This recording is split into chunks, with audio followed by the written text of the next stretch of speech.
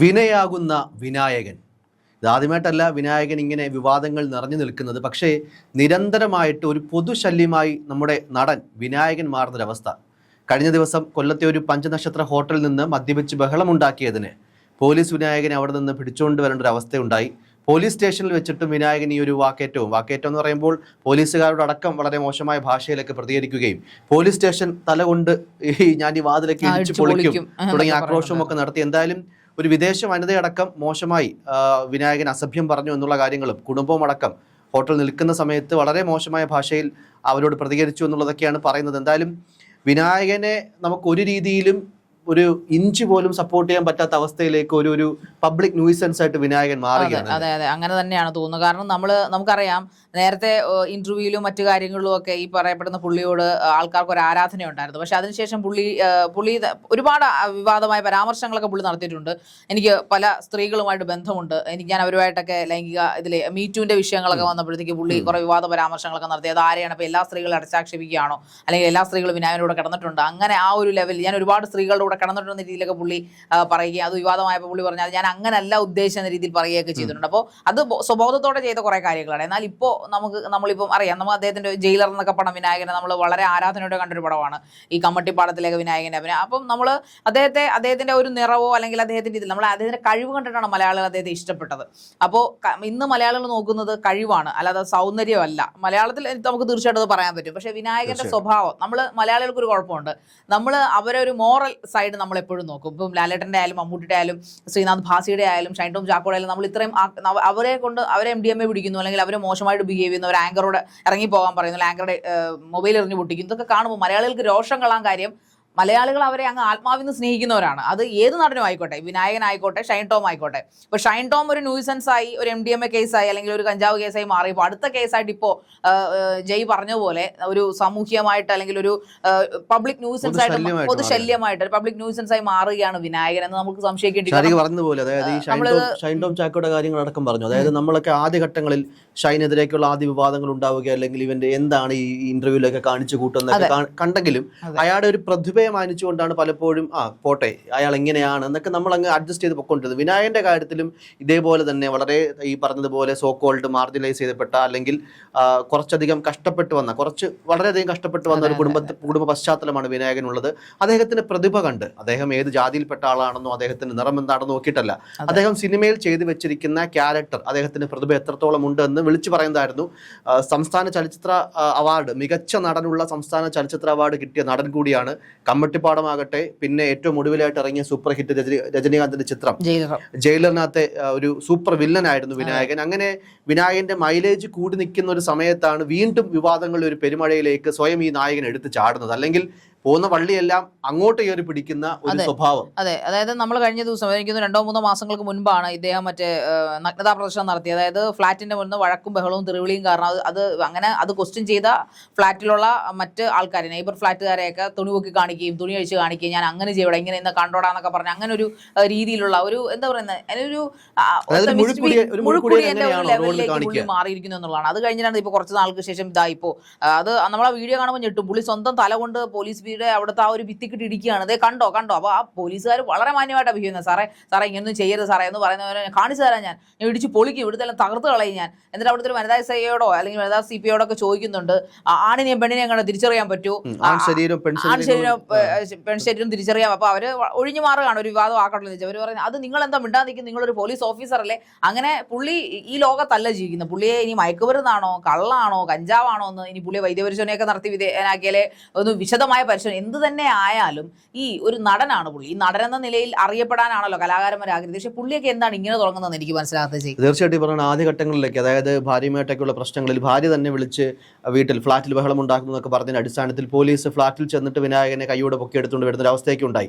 അന്ന് മാധ്യമങ്ങളടക്കം അത്തരം പർട്ടിക്കുലർ സംഭവങ്ങളൊക്കെ മാധ്യമങ്ങളടക്കം വിനായകനെ സപ്പോർട്ട് ചെയ്യുമെന്ന് വെച്ച് കഴിഞ്ഞാൽ മറ്റേതെങ്കിലും പ്രമുഖ നടന്മാരായിരുന്നെങ്കിൽ, മോഹൻലാലോ അല്ലെങ്കിൽ അങ്ങനത്തുള്ള ആൾക്കാർക്കെതിരെ ഇങ്ങനെ അലിഗേഷൻ ഉണ്ടായി കഴിഞ്ഞാൽ ഇങ്ങനെ ഒരു നോട്ടീസ് പോലും കൊടുക്കാതെ വീട്ടിലേക്ക് തുളച്ചു കയറുമായിരുന്നു എന്നൊക്കെ ചോദിച്ച് പൊതുമാധ്യമങ്ങളടക്കം മുഖ്യധാര മാധ്യമങ്ങളടക്കം വിനായകൻ ഒരു സംരക്ഷണ കവചം ഒരുക്കുന്ന ഒരു സാഹചര്യമുണ്ട്. പക്ഷേ ഇന്ന് അവർ പോലും നാണിക്കും.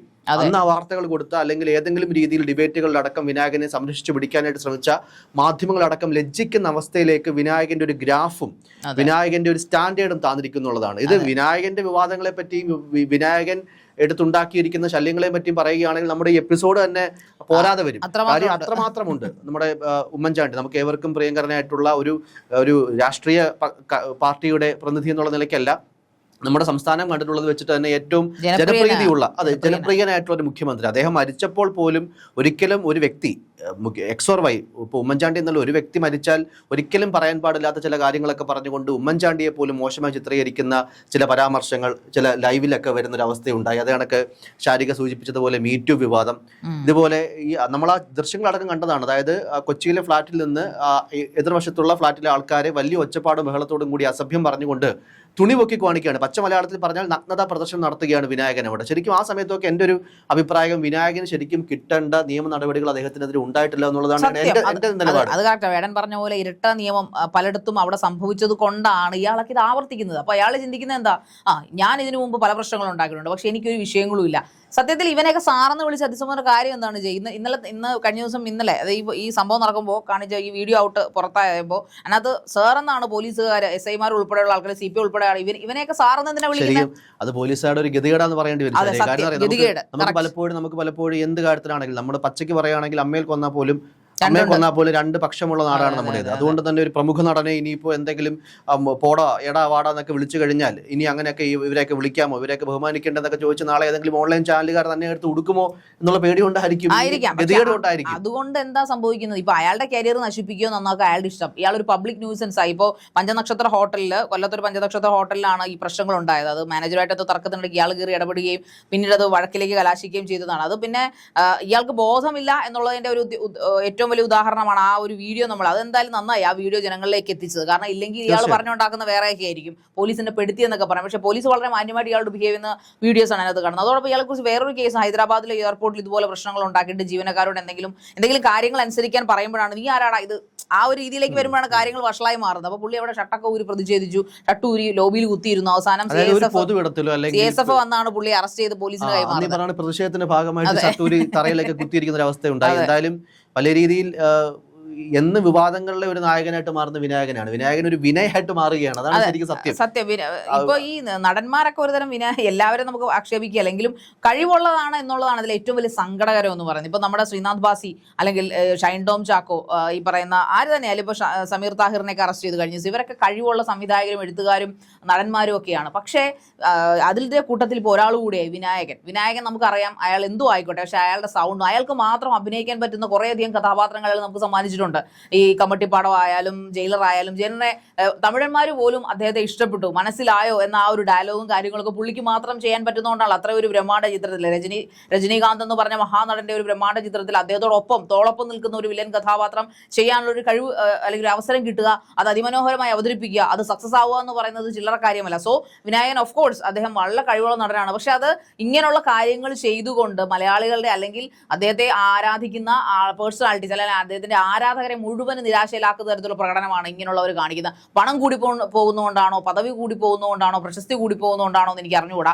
ഇതൊക്കെ കയ്യിൽ പൈസ ഇല്ലാതെ വരുമ്പോൾ ഈ കള്ളൊക്കെ എവിടുന്ന് കുടിക്കും? അതും ചിലപ്പോഴൊക്കെ ആണെങ്കിൽ ശരിയാ ഈ പറഞ്ഞ പോലെ ലഹരി ഉപയോഗം അല്ലെങ്കിൽ പുള്ളിയുടെ ഈ ഒരു മദ്യപാന ശീലവും ഒക്കെ ഒരു സൈഡിൽ നിൽക്കട്ടെ. അതിനൊപ്പം തന്നെ നവമാധ്യമങ്ങളിലടക്കം ചിലപ്പോഴൊക്കെ വിനായകൻ നേരെ ഉണ്ടാകുന്ന ഈ ഒരു വിമർശനങ്ങളെ വളരെ അസഹിഷ്ണുതയോട് കൂടിയിട്ടാണ് വിനായകൻ കൈകാര്യം ചെയ്യുന്നത്. പച്ചയ്ക്ക് തെറി എഴുതി വിടുന്ന, കമന്റ് എഴുതി വിടുന്ന നടൻ കൂടിയാണ്. പോസ്റ്റ് ഇടും, ചിലപ്പോൾ പോസ്റ്റ് മുക്കും. പിന്നെ പച്ചത്തെറിയാണ് കമന്റുകൾ താഴെ ഒരു വ്യക്തിയുടെ പേര് മെൻഷൻ ചെയ്തുകൊണ്ട് വിമർശനത്തിന് താഴെ അല്ലെങ്കിൽ അയാളെ ചീത്ത വിളിച്ചതിനുള്ള തിരിച്ചുള്ള ചീത്ത വിളിയൊക്കെ ആയിട്ട് ഒരു നടൻ എഴുതി കൂട്ടുന്നത്. ഒരു പബ്ലിക് പ്ലാറ്റ്ഫോമിൽ, ഒരു പബ്ലിക് ഡൊമൈനിൽ അല്ലെങ്കിൽ ഒരു പൊതുസ്ഥലത്ത് എങ്ങനെ ഇടപെടണം അല്ലെങ്കിൽ എങ്ങനെയാണ് ബിഹേവ് ചെയ്യേണ്ടതെന്നുള്ളതിനെ പറ്റിയുള്ള കോമൺ സെൻസ് ഇല്ലാത്ത നടനാണ് വിനായകൻ എന്ന് പറയേണ്ടി വരും. അതിനോടൊപ്പം തന്നെ ഈ ഒരു മദ്യപാനവും അല്ലെങ്കിൽ ഈ ഇത്തരത്തിലുള്ള സംഭവങ്ങളായിട്ടൊക്കെ ബന്ധപ്പെട്ട് പോലീസ് അറസ്റ്റ് ചെയ്യുന്ന മിക്ക സമയങ്ങളിലും 90% സമയങ്ങളിലും വിനായകൻ മദ്യപിച്ചിട്ടുണ്ടാകും. അതാണ് മറ്റൊരു പ്രധാനപ്പെട്ട കാര്യം. അവർക്ക് കൊടുക്കേണ്ട പരിഗണനയും അവർക്ക് കൊടുക്കേണ്ട മാന്യതമേ പോലീസുകാർക്കാണെങ്കിലും പൊതു സമൂഹമാണെങ്കിലും ആ വ്യക്തിക്ക് കൊടുക്കുകയുള്ളൂ. പ്രതിഭ നമ്മൾ ഒരു പരിധിവരെ മലയാളികൾ ഈ പറഞ്ഞതുപോലെ തന്നെ സഹിക്കും. 1-2 കേസുകളിലൊക്കെ ഒരു വ്യക്തിക്കൊരു വീഴ്ച സംഭവിച്ചു, തെറ്റ് സംഭവിച്ചു, അയാൾ തിരുത്തി വരാനായിട്ട് തയ്യാറാകട്ടെ, അതിനുള്ളൊരു അവസരം കൊടുക്കുന്ന ഒരു സമൂഹമാണ് നമ്മൾ മലയാളികൾ. പക്ഷേ അതിനെ ഒരു അലങ്കാരമായിട്ട് കൊണ്ടു നടക്കുന്ന രീതിയിലേക്കാണ് വിനായകൻ മാറിയത്. അതെ, എന്റെയും പെരുമാറ്റവും എന്റെയും മദ്യപാനവും ഒക്കെ എന്റെ ഒരു അലങ്കാരമാണ്.